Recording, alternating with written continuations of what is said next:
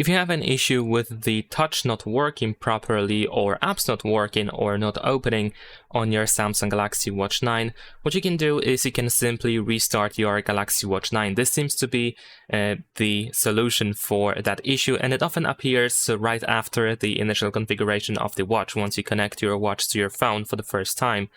So for that reason, we can just swipe down on the watch face, and then over here you should be able to find this power button, which we can use to shut down our watch, or you can just press and hold both of these buttons here and hold it for like a couple of seconds to open this power menu again, and then you can just shut down the watch, wait until it is completely off, so the Samsung logo should disappear. You will also feel a little vibration, and then you can press and hold the home button or the power button, which is of course this one here, to turn the Galaxy Watch 9 back on.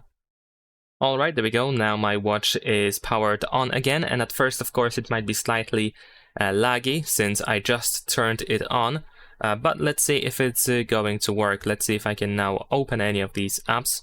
I'm gonna try to tap on them to see if they work, and now yes, they actually open just fine. It might once again take some time to fully open them, to load them up, but that is because I just of course powered on the watch, so it needs a couple of seconds to start running properly. But other than that, now you should be able to access pretty much any app. You should be able to tap on it to open it, and that's pretty much it. Leave a like and subscribe.